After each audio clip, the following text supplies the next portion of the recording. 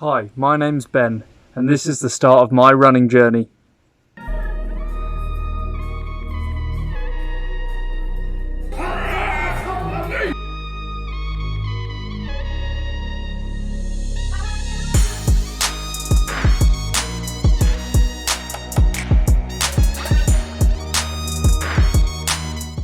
For those of you who don't know much about me, I've been training in bodybuilding for over 10 years. But in my past, I was always a runner. I always loved running, being outside, getting active, and just the feeling of working hard. And a lot of that carried over into my bodybuilding training. And for 10 years plus, I went crazy in the gym. Every day I was training at one point. I seriously couldn't get enough of it. And although at times I was doing stuff a little bit crazy and not the most sensible way of training, I did put my heart and soul into it, that is for sure. I then branched out into powerlifting for 2 years, and my best competition lifts were a 185 kilogram squat, a 115 kilogram bench press, and a 250 kilogram deadlift in competition. And in the gym, a 200 kilogram squat, a 130 kilogram bench, and a 260 kilogram deadlift. So I did get to a reasonably high level in powerlifting. And as you can tell, I wasn't a big sticker for the competition rules. The pause and bench press absolutely killed me, but that's a different story. My reasons for starting running is to gain more functionality and become a better overall athlete. The biggest trouble I had with bodybuilding and powerlifting was I was getting so stiff and immobile from doing so much weight training that I completely lost my athleticism. And that is a big no-no for me. There are two major misconceptions in the fitness world. One is that running makes you lose all your muscle, and two is that going to the gym and lifting weights will make you really bulky and big. And the fact of the matter is, those are both the extreme ends of the exercise. Running is not going to make you lose all your muscle immediately.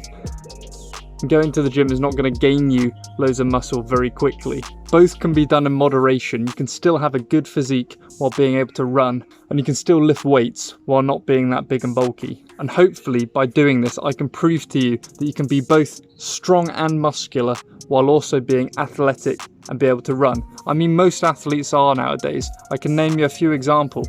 Anthony Joshua, big, heavy guy, but very light on his feet and athletic. A lot of the Olympic sprinters as well are a good case.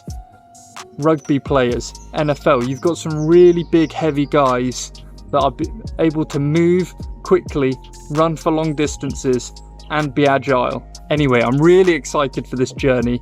I'm going to be running a lot more, but keeping a good level of weight training. The goal is to be able to run quickly up to distances of about 10 kilometers while still maintaining a very good physique and good strength, aka the best of both worlds. Who doesn't want that? Of course you have extremes of people who are really fast, Eliud Kipchoge, Mo Farah, and then on the other end, people that are really big and really strong. Phil Heath, 7-time Mr. Olympia, Ronnie Coleman, Larry Wheels, powerlifting, etc, etc. And if you're doing both, obviously you can't get to those extremes, but you can get a good balance, and it's all about having a good balance. We're going to be going crazy with the weights, but also getting some good runs in. My number one goal at the moment is to improve my running technique and form. As you can see, I'm pretty clearly a big heel striker, and that is how I was taught to run. So I'm going to work on that and hopefully become more of a midfoot/forefoot striker. If you have any suggestions or comments about what I should be doing to achieve that goal, then please let me know. Form is the number one priority, and there's no point racking up tons of mileage if you're going to be doing it with improper form. I'm a beginner, and I may as well use this time to correct and perfect my running form. I look forward to it. If you want to join the journey, click subscribe. It is much appreciated. I've been Ben. Let's get this. And I'll see you guys in the next video. Thank you very much.